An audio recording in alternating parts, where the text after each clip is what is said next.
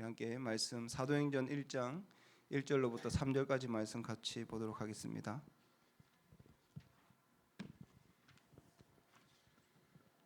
사도행전 1장 1절로부터 3절까지 말씀.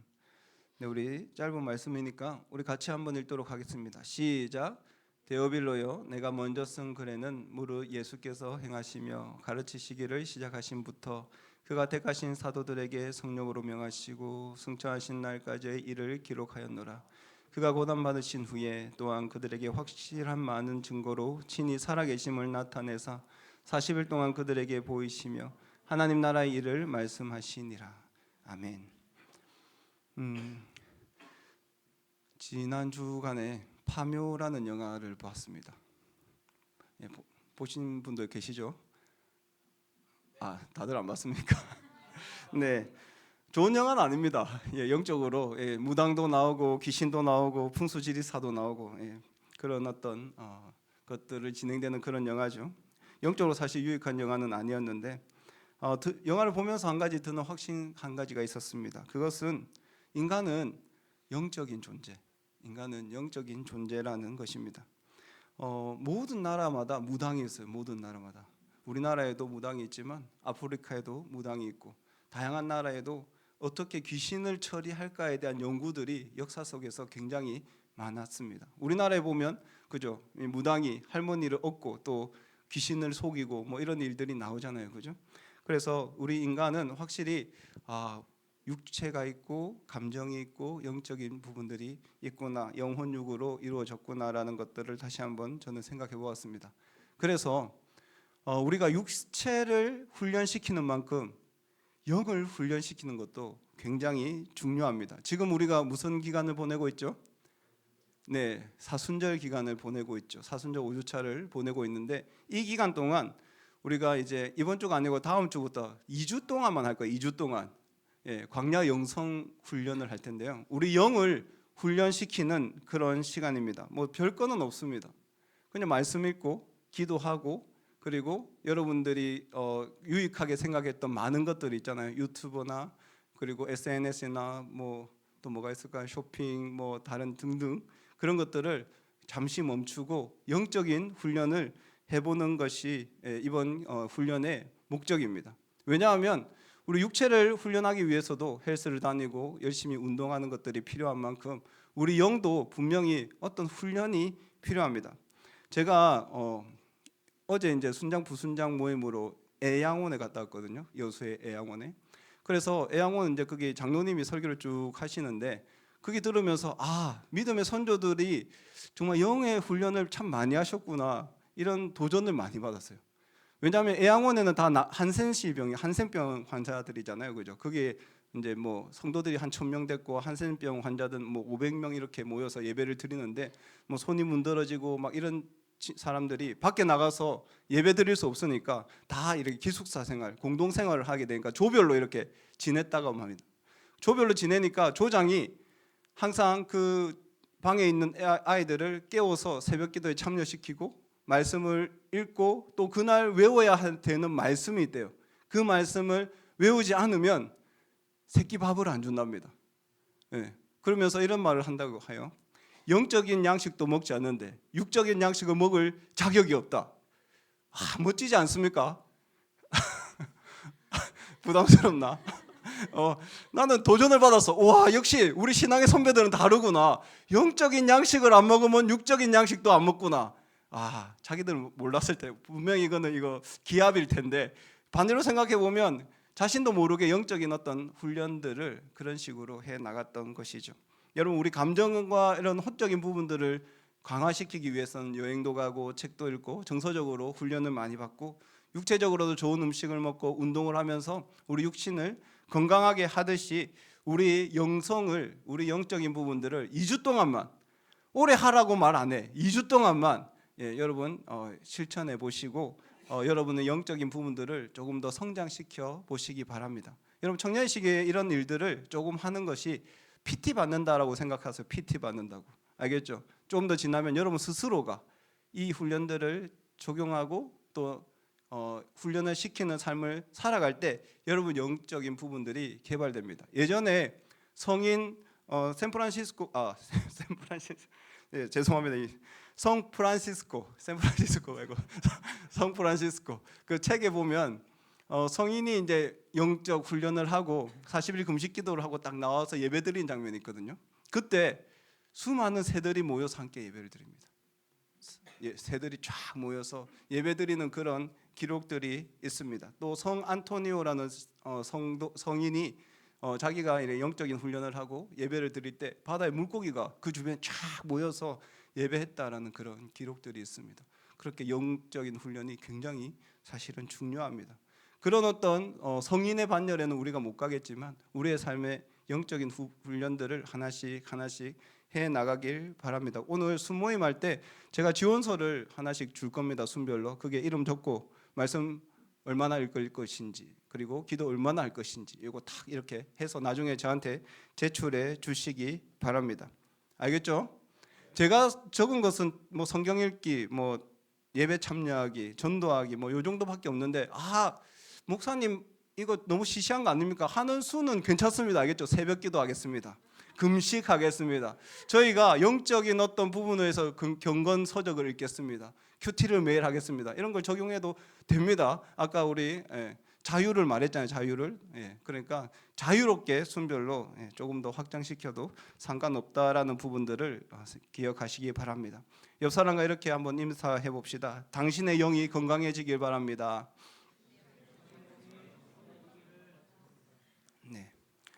오늘부터는 사도행전 말씀을 통해서 함께 은혜를 나누고자 합니다. 기본적으로 우리가 알아야 되는 것은 사도행전 누가 지은 책이죠?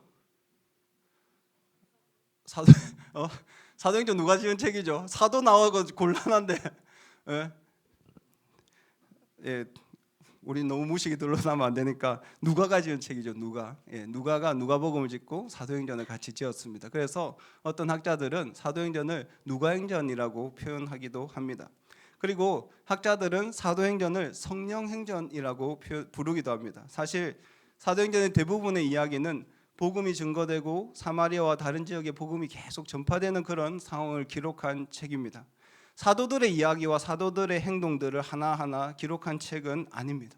성령이 주도하시는 어떤 복음이 전파되는 이야기, 성령께서 주도하시는 역사를 기록한 책이 사도행전입니다. 그래서 학자들은 사도행전보다는 성령행전으로 부르는 게 맞지 않나라는 그런 이야기를 하기도 합니다.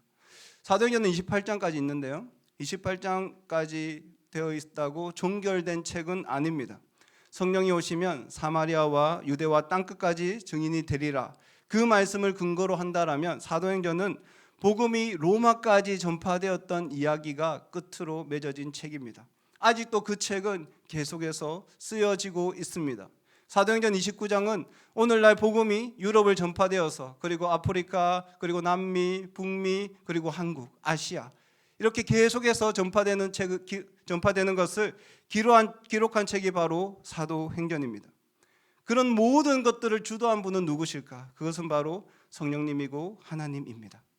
누가 주님의 부르심에 반응하여서 베드로처럼 바울처럼 하나님의 복음을 들고 땅 끝까지 증인이 될 수 있었을까? 그것은 사도행전에서 말하는 성령님의 부르심에 순종하며 그 부르심에 순종하며 복음을 전했던 그 사람들을 통해서 사도행전은 오늘도 계속해서 쓰여지고 있다라는 사실을 여러분 기억하시길 바랍니다.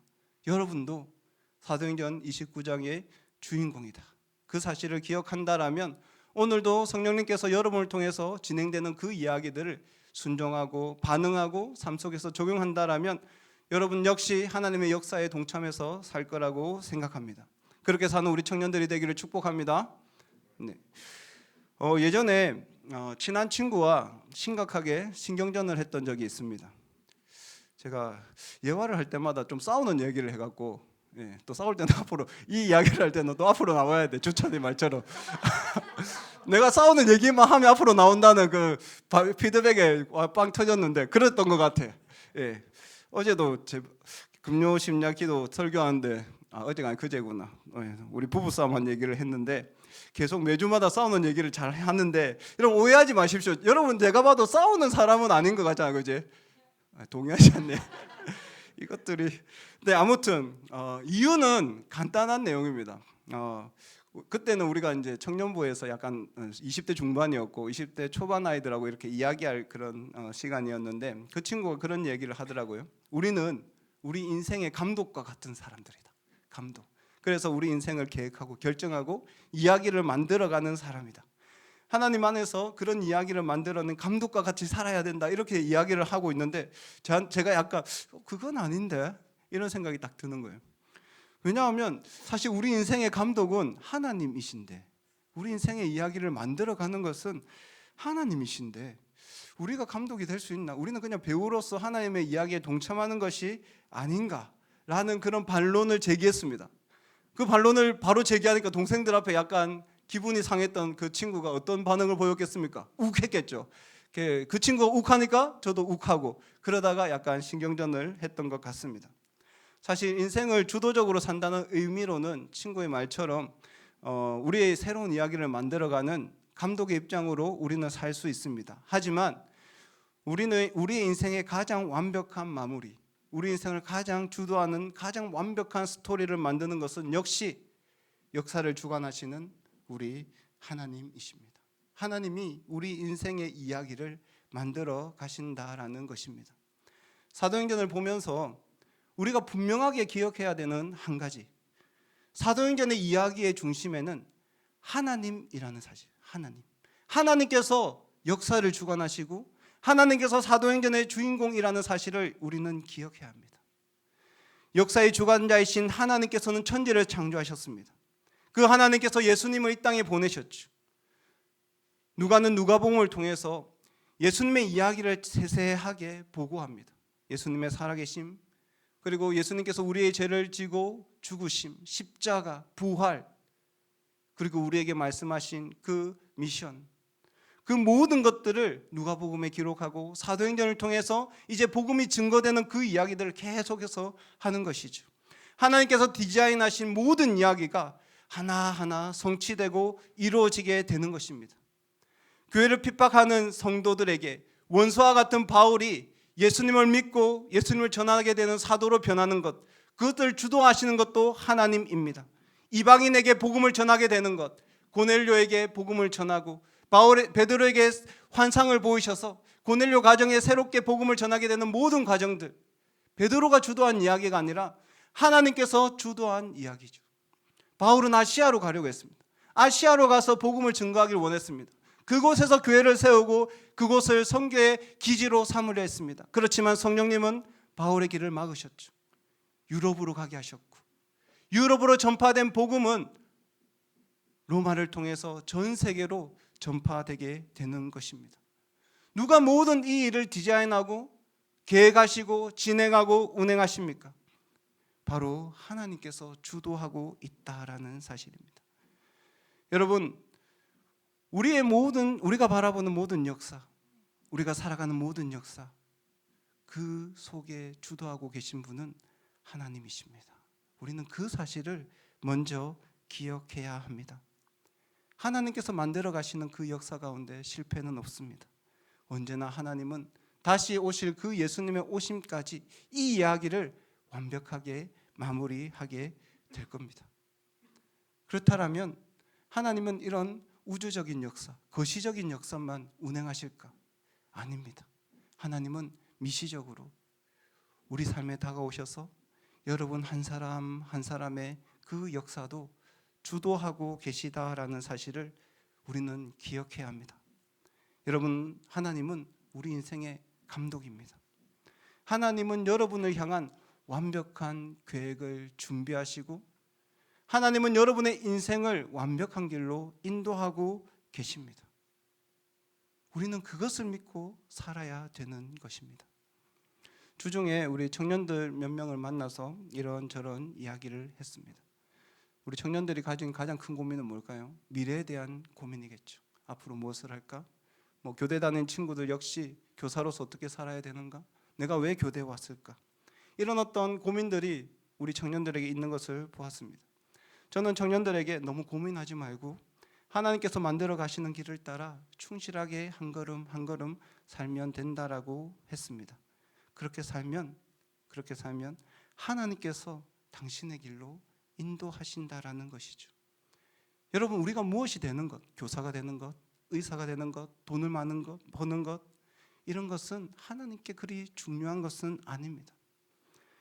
그런 사람을 통해서 하나님의 이야기는 진행되지 않습니다.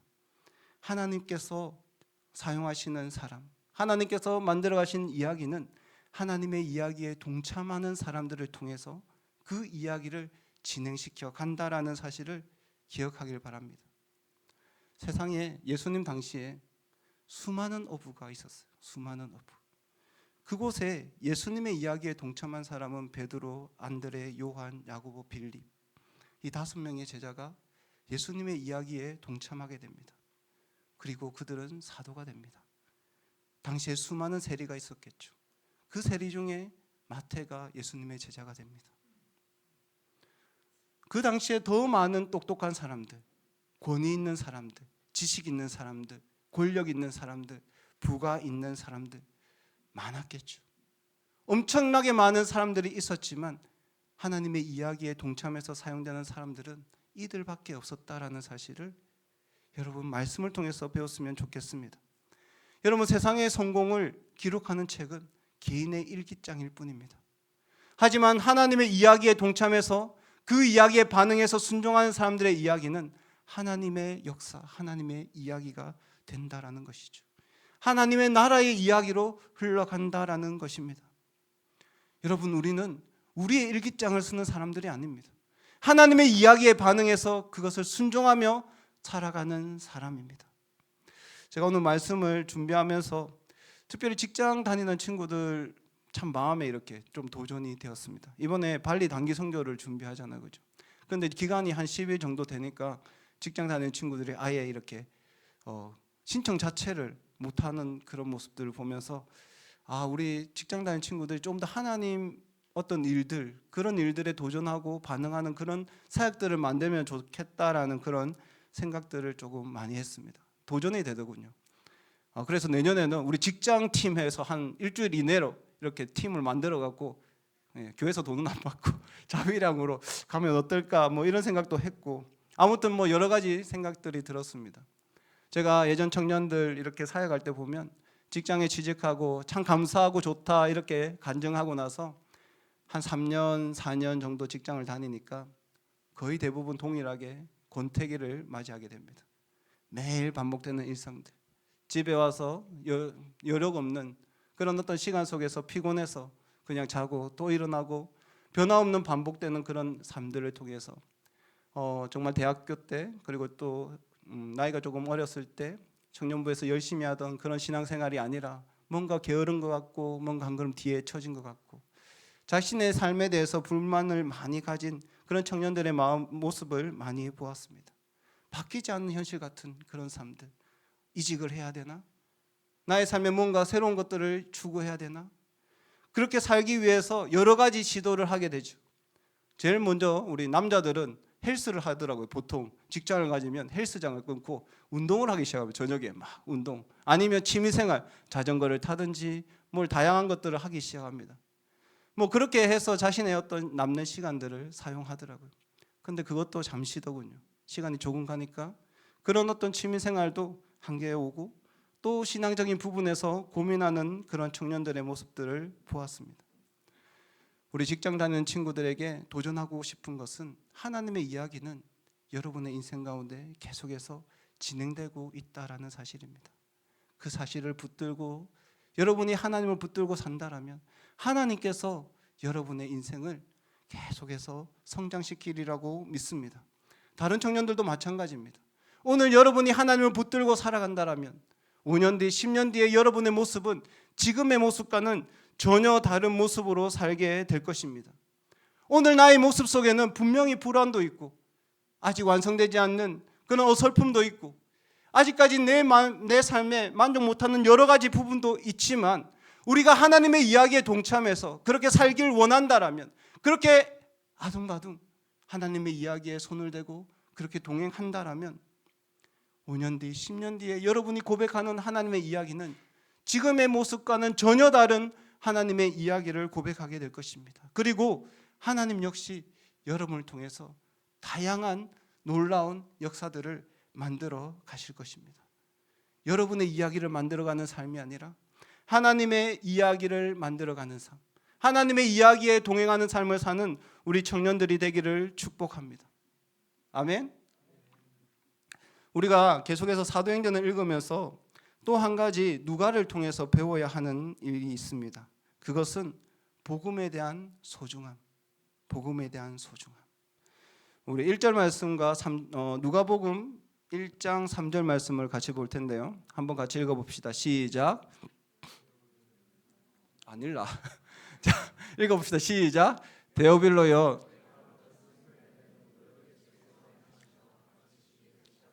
네, 누가복음 1장 3절. 그 모든 일을 그놈부터 자세히 미루어 살핀 나도 데오빌로 각하에게 차례대로 써 보내는 것이 좋을 줄 알았노니. 아멘. 누가복음과 사도행전을 데오빌로라는 사람에게 쓰고 있죠. 데오빌로를 각하라고 부르고 있습니다. 각하라고 부르는 것을 볼 때 데오빌로는 당시에 로마의 고위직에 속해 있는 그런 사람을 지칭하는 것이 분명합니다. 왜 이런 데오빌로 각하에게 이 책을 썼을까? 최근에도 지금도 마찬가지지만 책을 쓰면 가장 중요한 것 하나는 뭐죠? 홍보하는 거죠. 홍보하는 거. 그래서 책 앞에 뭐가 많습니까? 추천사들이 많죠. 추천사는 보통 저명한 어떤 사람들의 추천서가 이렇게 쭉 적혀 있지 않습니까? 이 책을 읽으십시오. 결국 이 책은 좋은 책입니다. 이런 책이잖아요. 그 추천서를 통해서 독자들이 그 책이 판단하는 그런 근거가 되는 것이죠. 당시에도 마찬가지입니다. 당시의 유력자 그리고 권세 있는 자들 이름의 사람에게 책을 바치면서 독자들은 이 책은 그런 사람들이 읽을 만한 좋은 책이구나. 독자들을 조금 모집할 수 있는 그런 홍보의 어떤 방법들 중 하나이고, 그리고 데오빌로에게 예수님의 일들을 전하기 위해서 쓴 책임이 분명합니다.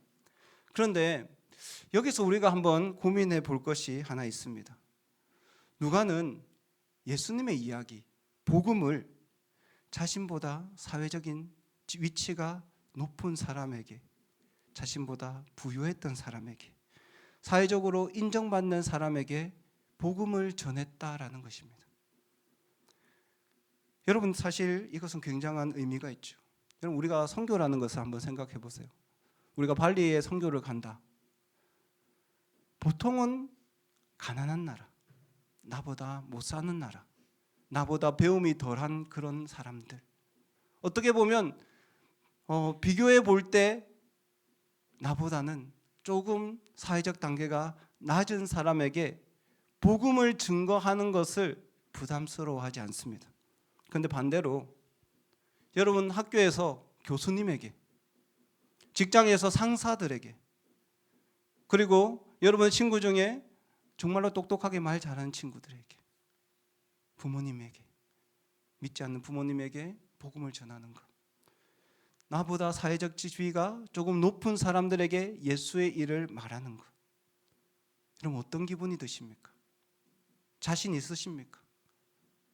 여러분 자신 있게 예수 그리스도의 복음을 그런 사람들에게 전할 수 있습니까?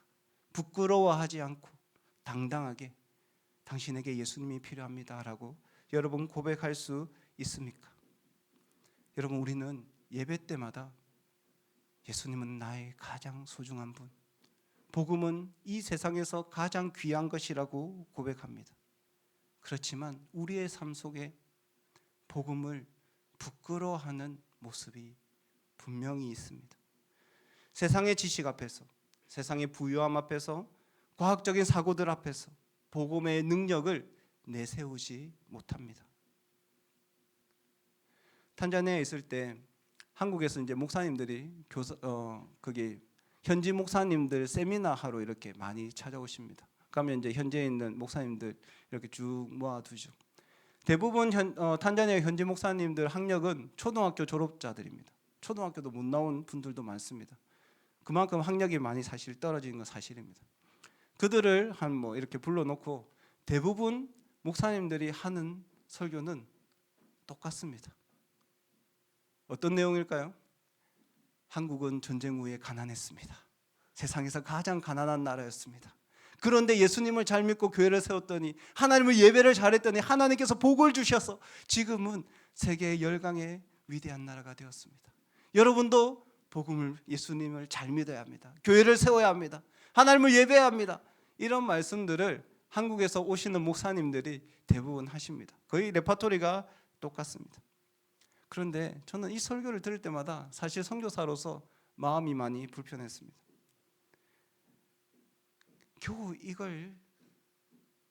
겨우 예수 그리스도의 복음이 성공을 위한 도구인가?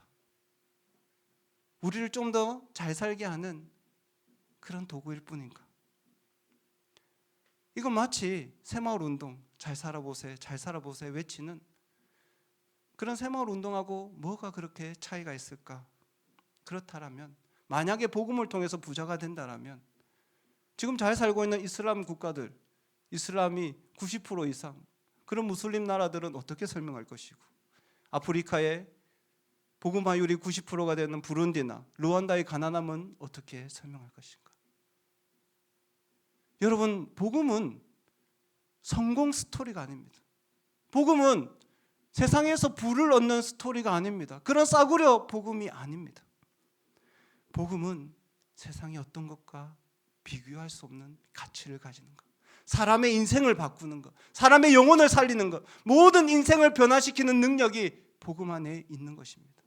그런데 우리는 어릴 때부터 예수 잘 믿으면 공부도 잘하고 부자 되고 성공될 것이다, 이런 생각이 있어서 그런지 세상에서 그것보다 더 잘난 사람이 있으면 함부로 복음을 얘기 못합니다. 예수 이야기하기 부끄러워합니다. 예수 이야기하기 부담스러워하는 거예요. 왜? 우리 스스로가 복음을 그런 식으로 생각하고 있기 때문입니다. 여러분, 예수님은 우리를 위해서 돌아가셨습니다. 모든 사람을 살리기 위해서 십자가를 지셨습니다. 그 길은 부의 길이 아닙니다. 성공의 길이 아닙니다. 고난의 길로 좁은 길입니다. 그 길은 쉽게 걸을 수 있는 길이 아닙니다. 예수님은 우리에게 그 길을 쫓아오라고 말씀하시죠. 그것이 진정한 복음입니다. 여러분 속에 정말로 이 중요한 복음이 있다라면 사람들에게 소개하고 싶고 자랑하고 싶습니다. 나에게 감출 수 없는 이 중요한 소식, 아름다운 소식을 사람들에게 전달할 수밖에 없는 것이죠. 우리 젊은 청년들 잘 들어라. 남자들 결혼하고 첫 애 낳고 낳기 시작하면 이제 배가 나오기 시작합니다. 급격하게 살이 찌기 시작하죠. 보통 최근에 트렌드는 아니지만 예전에 이제 같이 신앙생활 했던 우리 교회 이제 형 한 명이 있는데 결혼하기 전에는 굉장히 조금 날씬했습니다. 살도 없었고 배도 없었고 굉장히 주영이 같은 몸매였어. 주영이 같은. 맞지? 약간 저렇게 약간 살이 없는 그런 몸매였는데 결혼하고 나서 급격하게 이게 2배가 되는 거지. 거의 분명히 내보다 몸무게 작았는데 거의 제가 그때 당시 이제 우리 찬석이만큼 이렇게 더 큰 것 같아. 거의 100kg 이상 거의 근접하게 제가 나갔거든요. 그러니까 와, 너무 심하다. 갑자기 살찌니까 건강도 좋지가 않잖아. 그런데 이제 갑자기 한두 달부터 급격하게 살이 빠지기 시작한 거예요. 이렇게. 그 형에게 변화가 일어나기 시작한 건지 다들 눈이 반짝반짝 빛나기 시작합니다. 아니 어떻게 살 뺐어? 한약 먹었어. 한약 먹었어. 이 한약 먹었어라는 그 복음이 교회 전파되기 시작합니다. 모든 사람들이 그 집사님에게 와서 물어본, 야, 살 어떻게 뺐어? 권사님도 한약 사고 장로님도 한약 사고 교회 뭐 잘나고 뭐 이 상관없어. 살찐 사람들은 그분한테 와서 물어보고 한약 사고. 저는 어땠을까? 저도 샀죠. 그래서 제가 한 15kg 뺐어요. 그런데 알려고 하지 마. 알려고. 왜냐하면 그 뒤에 요요로 살이 안 찐 사람 내밖에 없어. 나머지 다 다시 복귀를 했기 때문에. 아무튼 자기에게 필요가 있는 소식들, 자기가 이를 변화시킨 그 소식을 사람에게 감추지 못해요. 자랑하고 싶고 분명한 확신을 가지고 전달합니다. 그리고 그것을 사람들은 들으려고 하죠. 여러분, 우리가 왜 복음에 대해서 주저주저 하는가? 복음이 나를 변화시키지 않기 때문입니다. 복음이 나를 변화시키지 않기 때문입니다. 복음이 오늘 나를 변화시켜야 합니다. 예수 그리스도가 오늘 나를 변화시켜야 되는 것입니다. 그런 변화를 보고 사람들이 여러분에게 물어봐야 합니다. 너 어떻게 그렇게 살 수 있어? 너는 왜 어떻게 그런 삶을 살 수 있어? 그때 여러분은 그 복음을 전할 수 있는 것이죠. 여러분, 세상의 모든 사람은 복음이 필요합니다. 복음이 필요하지 않는 사람은 없습니다. 예수님께서 전해주신 이 복음은 모든 능력보다 강력한 능력이 되기 때문입니다. 우리 로마서 1장 16절 말씀을 같이 읽도록 하겠습니다. 로마서 1장 16절, 자, 읽읍시다. 시작. 내가 복음을 부끄러워하지 아니하노니 이 복음은 모든 믿는 자에게 구원을 주시는 하나님의 능력이 됨이라. 먼저는 유대인에게요 그리고 헬라인에게로다. 복음은 하나님의 능력입니다. 복음은 사람을 변화시키고 사람을 살리는 능력입니다. 모든 사람들은 복음이 필요합니다. 어제 애양원 갔다고 했잖아요. 애양원이 이제 설립되는 그런 이야기들을 쭉 듣는데 이런 이야기를 하셨습니다. 처음에 윌슨이라는 선교사님이 애양원을 짓기 전에 광주에서 이제 그 의료 사역들을 이렇게 감당하셨던 거죠. 그런데 이제 그때도 나병 환자들을 보면 병원에 데리고 가고 이런 사역들을 했는데 하루는 길거리에 나병 때문에 지팡이를 가다가 짚고 가다가 쓰러진 환자를 만났다라고 합니다. 윌슨 선교사님이 이제 그 나병 환자를 일으켜 세우고 그 지팡이를 잡으려고 하는데 지팡이가 좀 떨어져 있으니까 이제 자기가 잡을 수는 없잖아요. 그래서 지나가는 사람에게 그 지팡이를 좀 잡아달라고 요청을 했습니다. 그 지팡이는 이미 썩은 고름과 피로 범벅이 된 그런 지팡이였어요. 지나가는 그 사람은 발로 팍 차면서 그냥 자신의 길을 갔습니다. 윌슨 선교사님이 그 나병 환자를 잠시 내려두고 그 지팡이를 자기 옷으로 다 닦아내고 그리고 그 지팡이를 가지고 나병 환자를 안고 일으키는 그 장면을 그 지나가는 남자가 돌아서서 보게 됩니다. 그런데 그 남자가 광주 일대의 유명한 건달이었어요. 건달. 그날 밤에 집에 돌아가서 잠을 이루지 못합니다. 자신의 눈에 비쳤던 선교사님이 고름을 닦아내고 피를 닦아내고 그 지팡이를 잡고 그 나병 환자를 일으키는 그 장면 때문에 잠을 잘 수 없습니다. 그래서 그 건달은 자기 밑에 있는 부하들을 시켜서 그 사람이 누군지 알아보게 합니다. 부하들이 쭉 가서 선교사님이라고 하던데요 이렇게 이야기하니까 이 건달이 그 선교사님의 앞에 가서 무릎을 꿇고 이렇게 이야기합니다. 선교사님, 나의 조국, 나의 백성을 저도 사랑하지 못해서 그렇게 핍박하고 소외하고 지나쳐갔는데 어떻게 당신은 당신의 백성도 아닌데 그 사랑을 그렇게 실천할 수 있습니까? 당신 안에는 무엇이 있습니까? 그때 선교사님이 예수 그리스도의 복음을 전합니다. 이 건달이 복음을 받아들이고 예수를 믿게 되죠. 그리고 후에 애양원의 전신이 됐던 그 땅 천평을 자신의 사제로 후원하게 됩니다. 여러분, 건달이라고 예수가 필요 없는 게 아니에요. 모든 사람은 예수가 필요합니다. 부유하다고 예수가 필요 없는 게 아닙니다. 부유한 자들에게도 예수가 필요한 겁니다. 예수는 우리에게 하나님의 능력입니다. 예수는 우리를 변화시키시고 예수는 모든 사람을 변화시킵니다. 예수의 복음이 능력이라는 사실을 여러분 믿으시기 바랍니다. 그 복음이 여러분을 오늘도 변화시키시고 여러분의 인생을 하나님의 이야기로 인도하게 될 것입니다. 이 예수를 붙들고 살아가는 우리 모든 청년들이 되기를 축복합니다. 우리 다 같이 일어나서 우리 찬양하고 같이 기도하도록 하겠습니다.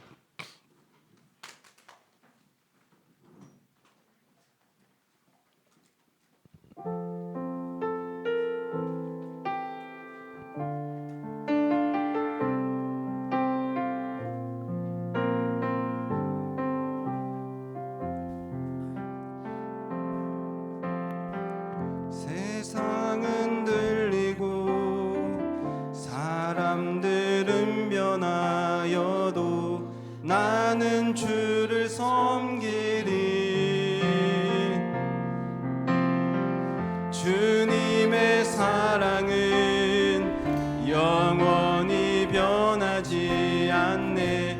나는 주를 신뢰해. 우리 한 번 더. 세상은 들리고 세상은 들리고 사람들은 변하여도 나는 주를 섬기리. 주님의 사랑은 영원히 변하지 않네.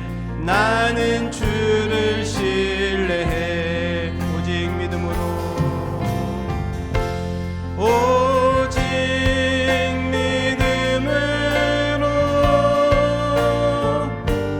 믿음으로 내가 살리라. 오직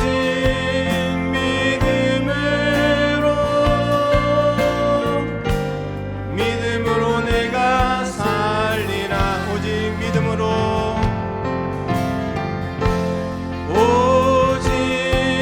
믿음으로 믿음으로 내가 살리라. 오직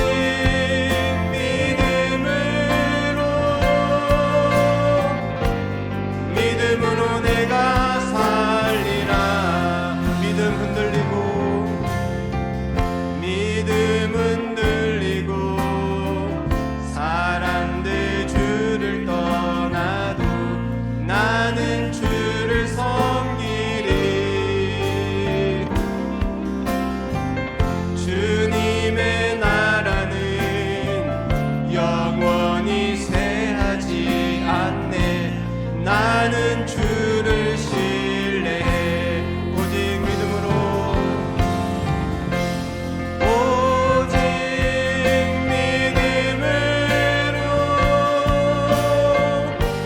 믿음으로 내가 살리라. 오직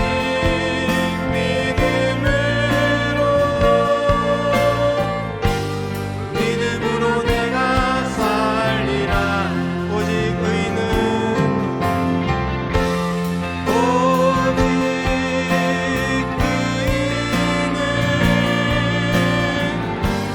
믿음으로 말미암아 살리라.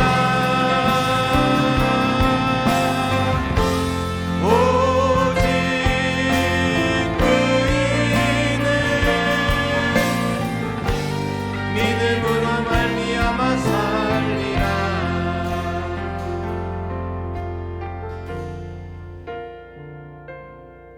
이 시간은 자신을 위해서 기도하도록 하겠습니다. 여러분, 복음은 우리에게 하나님의 능력입니다.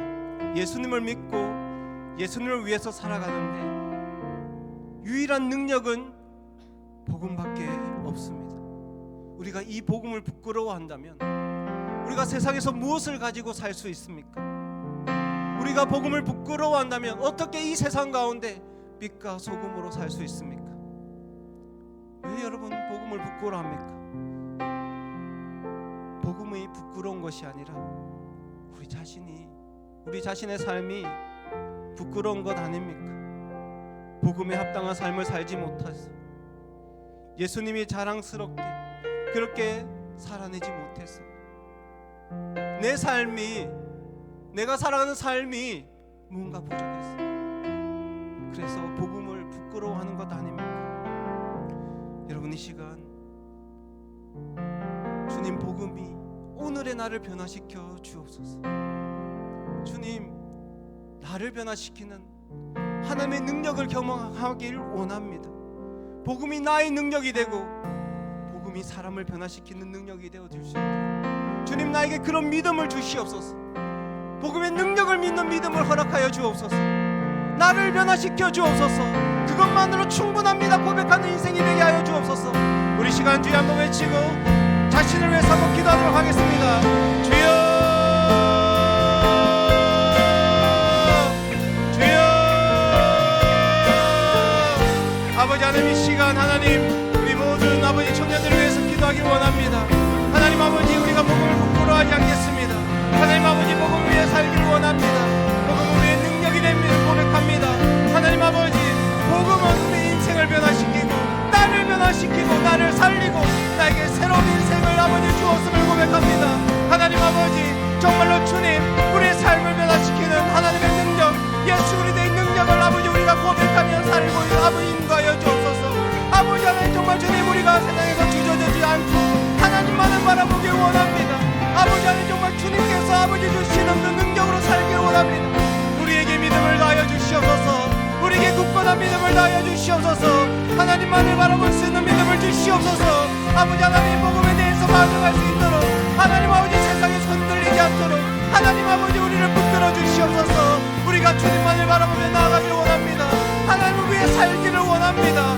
하나님 아버지, 그 인생 가운데 우리가 동참하기를 원합니다. 아버지 하나님, 역사해 주시기 원합니다. 주여 인도하여 주시옵소서. 그렇게 우리 인생을 주님께서 주관하여 주시고 주님 변화시켜 주시옵소서.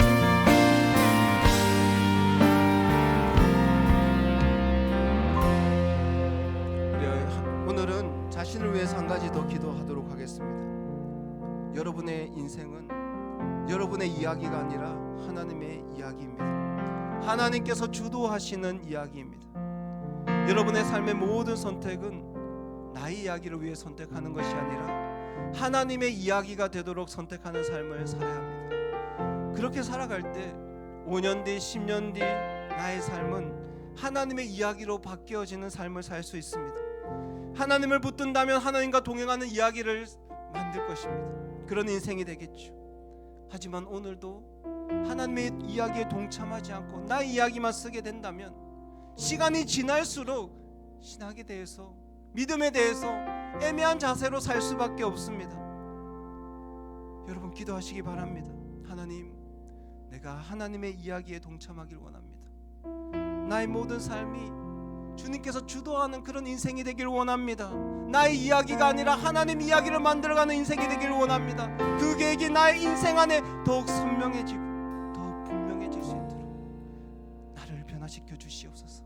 우리 시간 다시 한번 주여 한번 외치고 우리 자신을 위해서 다시 한번 기도하도록 하겠습니다. 주여,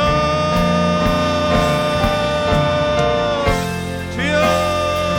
아버지 하나님, 이 시간에 아버지 하나님, 우리 청년들을 위해서 다시 한번 기도하길 원합니다. 하나님 아버지, 정말 주님, 우리의 이야기는 우리의 이야기가 아니라 하나님의 이야기임을 고백합니다. 하나님 아버지, 우리의 이야기는 우리가 만드는 인생이 아니라 하나님께서 만드는 인생임을 고백합니다. 하나님 아버지, 우리 청년들이 아버지 하나님 세상을 살아갈 때 하나님이 주도하는 인생이 될 수 있도록 인도하여 주옵소서. 하나님께서 완성하는 인생이 될 수 있도록 역사하여 주시옵소서. 하나님께서 변화시키는 인생이 될 수 있도록 하나님 함께하여 주옵소서. 아버지 하나님, 정말 역사하여 주시고 그 모든 일 가운데 아버지의 뜻을 나타내어 주시옵소서.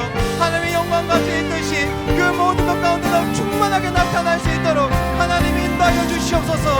하나님 아버지, 정말 주님, 정말로 주님께서 우리 모든 인생 가운데 개입하여 주셔서 하나님 아버지, 우리가 살아갈 때 주의 이야기에 동참할 때 하나님, 나의 이야기가 아버지 하나님의 이야기가 될 수 있도록 아버지 하나님, 우리 모든 삶을 주님께서 주관하여 주시고 변화시켜 주시고 하나님께서 주도하여 주시고 주님이 이끌어 주시옵소서. 하나님 아버지, 정말 주님께서 역사하시는 그 모든 역사를 바라보게 하시고 우리 아버지 모든 청년들이 하나님께 동행하며 하나님을 부르짖고 주님과 함께 살아가는 그런 삶을 살아갈 수 있도록 하나님 역사하여 주옵소서. 아버지 하나님, 그런 인생이 될 수 있도록 주님 축복하여 주옵소서. 아버지 하나님, 정말 주님, 우리 모든 하늘 청년들 한 명 한 명을 주님 기억하여 주셔서 넘어지지 않고 쓰러지지 않고 주님 힘들 때마다 하나님께서 능력을 다하여 주셔서 그 모든 것을 능히 이길 수 있도록 주님 역사하여 주옵소서. 주님 아버지께서 우리 모든 청년들의 모든 인생 가운데 하나님 함께하여 주시고 주관하여 주시고 변화시켜 주시옵소서. 하나님 아버지, 정말로 우리가 아버지 하나님 우리 모든 것들을 붙들고 사는 것이 아니라 하나님의 영광과 하나님의 계획을 위해서 살아갈 수 있도록 하나님 역사하여 주옵소서.